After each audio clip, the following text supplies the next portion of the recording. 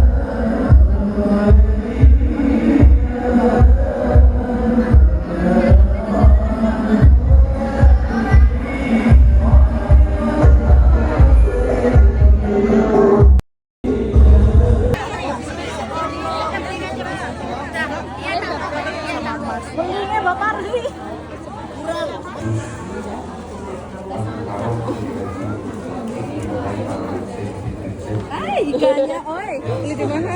Itu. Ya, sama yang ngomong. Di sana tuh Mbak Tati tuh. Sana. Ikannya nih. Ya udah bawa sana, bawa nanti sama ibu dibawain. Para tokoh agama, tokoh masyarakat yang kami hormati,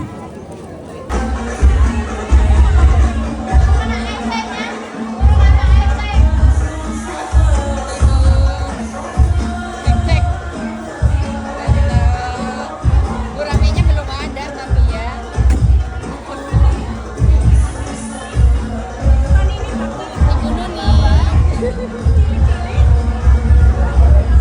Ibu.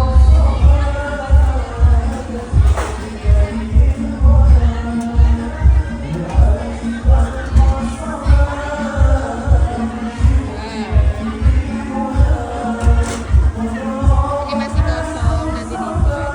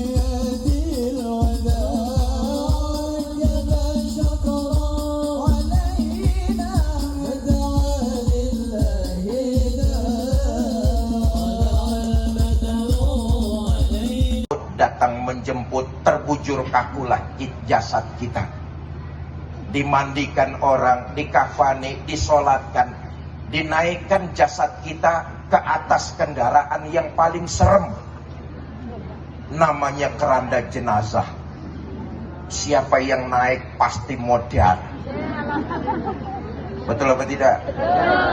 Kata Nabi, yang nganter kita ke kuburan cuma 3: ahluhu wa maluhu wa amaluhu.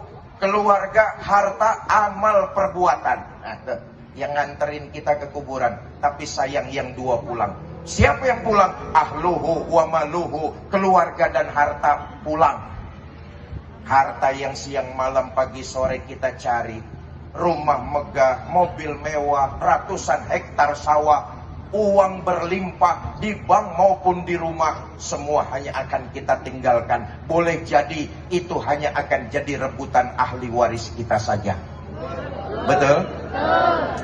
Keluarga hari itu tak seorang pun rupanya yang mau nemani kita di dalam kubur. Bagaimanapun sayangnya keluarga, dia nggak akan mau masuk dengan kita ke dalam kubur. Pak, kalau bapak-bapak mati duluan, jangan mengharap istri mau nemani masuk ke dalam.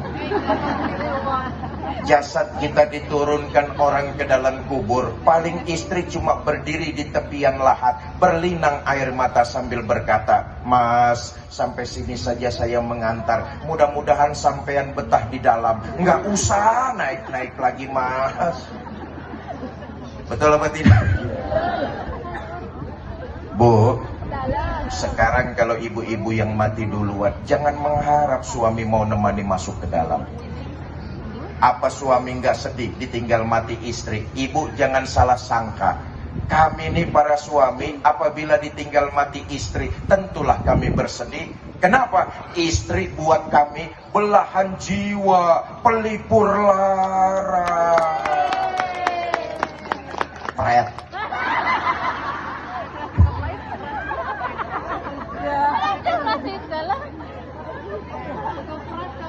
Apa suami nggak nangis ditinggal mati istri? Ibu jangan salah sangka, kami ini para suami jika ditinggal mati istri bercucuran air mata. Mata yang kanan, mata yang kiri melotot nyari mana gantinya. Nyatalah sudah bahwa yang menemani kita masuk ke dalam kubur tidak lain adalah amal perbuatan yang pernah kita lakukan, yang baik maupun yang buruk, itulah yang menemani kita. Ibadah yang kita kerjakan harus berdampak menebarkan nilai-nilai kebaikan di tengah-tengah masyarakat. Jelas? Jelas? Karena kebaikan itulah yang akan jadi bekal perjalanan kita ke alam kubur. Maaf nih, maaf. Kita ini kalau mau berbuat baik sering pilih kasih dan pandang bulu.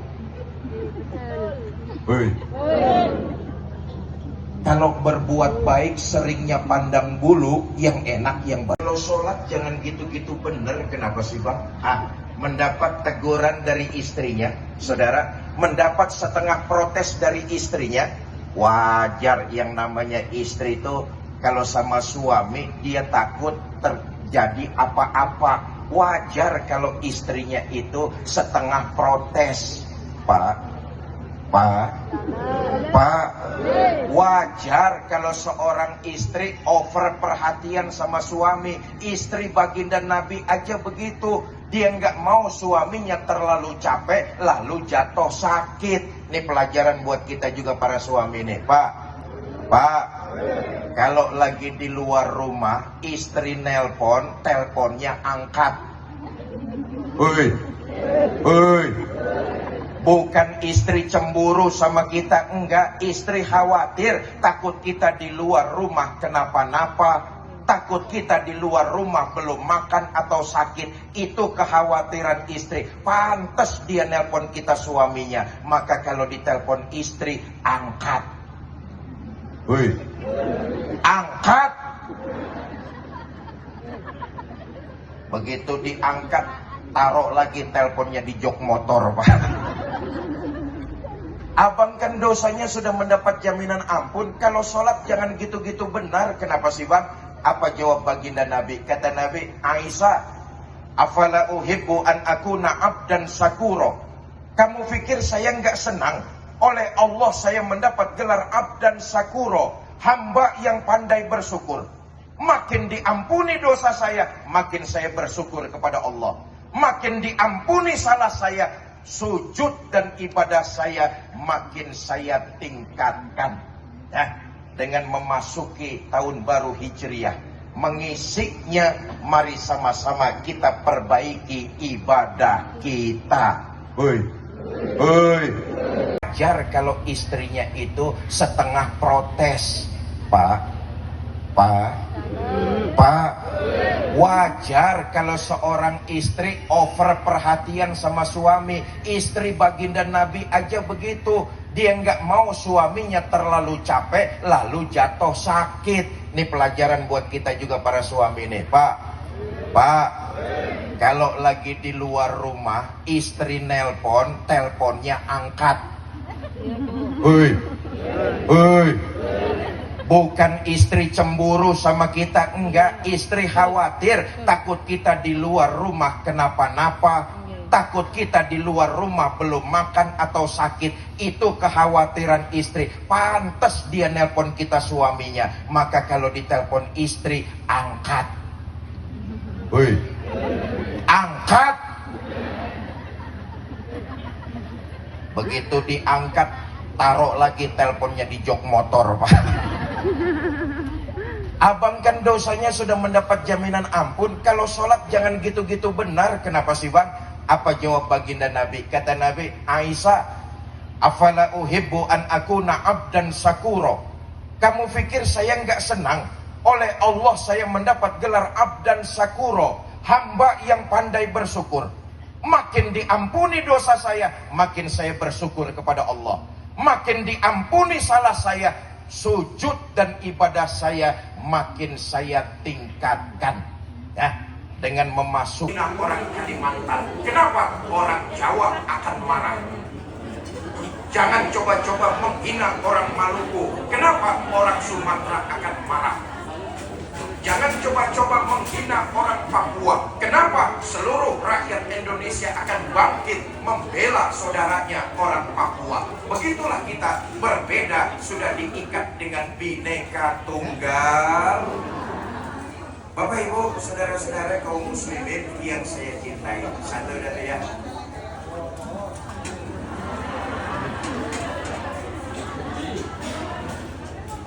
Pidato di sini sampai jam berapa? Jam 2. Sampean nggak bayar nawar. Nih gini. Sekali. Saudara, perlu diingat ya, kerjaan yang paling capek itu pidato.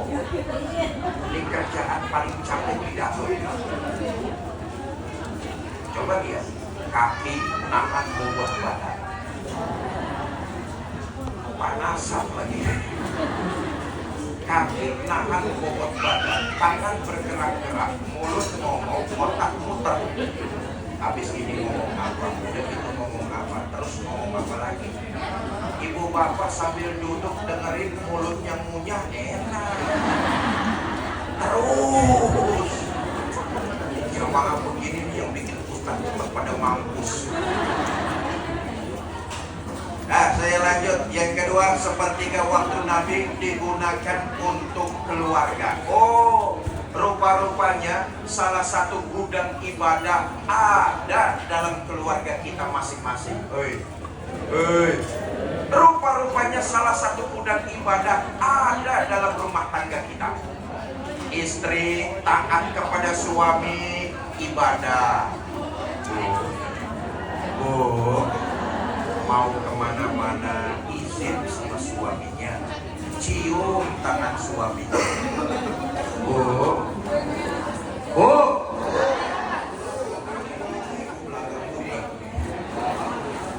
Dia tanya tadi mau ngaji izin nggak sama suaminya, cium tangan suaminya.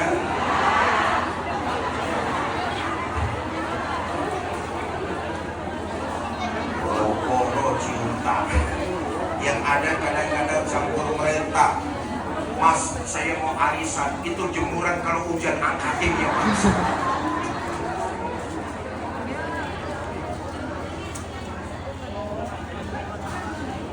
Enak jadi kaum ibu nih. Satu-satunya makhluk yang sudah mendapat jaminan masuk surga dari kanjeng Nabi, kaum ibu. Dijamin masuk surga. Dijamin masuk surga. Parah Bapak.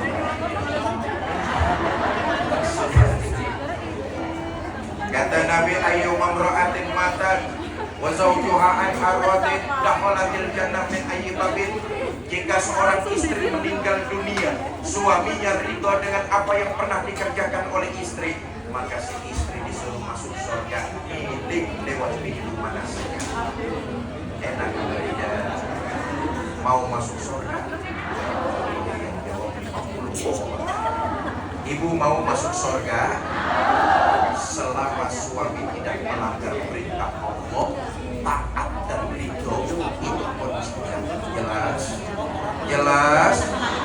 Saya tanya nih bapaknya, Pak, saya tanya, kira-kira kalau istrinya meninggal dunia, Bapak ridho apa tidak?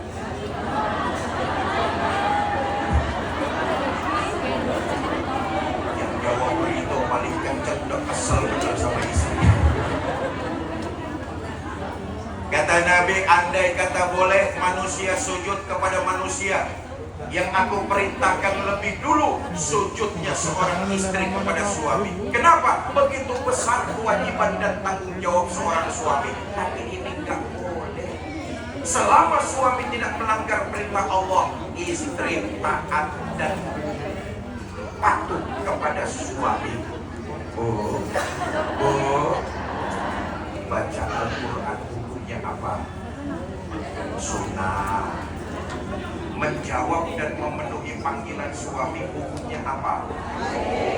Mana yang harus didahulukan antara sunnah dan wajib? Pintar sudah, pintar ibu-ibu saudara jadinya. Nanti di rumah, nanti malam baru sholat isya, ibu baca Quran. A'udzubillahi minasyaitonir rajim. Suami dari dalam kamar DM.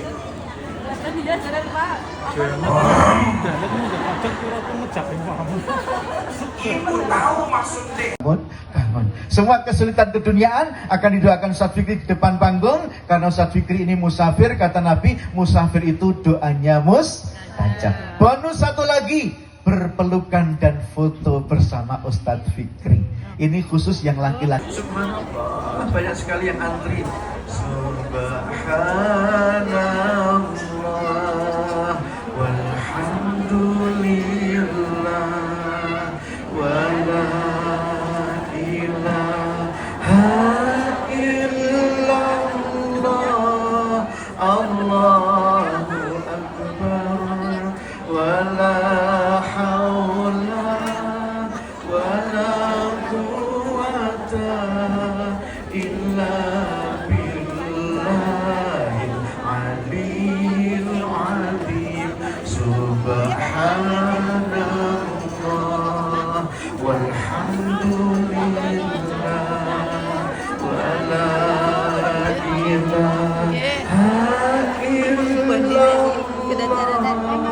Allahu akbar wala haula wala quwwata illa billahil aliyil azim. Nabi besar Muhammad sallallahu alaihi wasallam bersabda, harta yang kita makan pasti akan habis, bahkan sebagian jadi kotoran. Harta yang disimpan-simpan bisa jadi fitnah, bisa menjadi rebutan. Tetapi harta yang disisihkan sebagian kecil untuk infak di jalan Allah, untuk sedekah di jalan Allah, itulah harta yang abadi yang menyelamatkan kita dari api neraka dan menghantarkan kita ke surga. Ittaqun nar walau bisyikki tamratin, kata Nabi. Jauhkan dirimu dari api neraka meskipun hanya sekedar sedekah sebiji kurma. Siang ini Bapak Ibu ikhwan akhwat, tidak hanya kita ajak sedekah sebiji kurma, tapi sedekah 2 juta rupiah atau 1 juta rupiah, tinggal pilih, dan keduanya bisa dicicil selama 3 bulan. Siang ini kita ajak tak hanya sedekah sebiji kurma, tapi sedekah 1 atau 2 juta rupiah yang tentu nilai. Ayo panas, panas.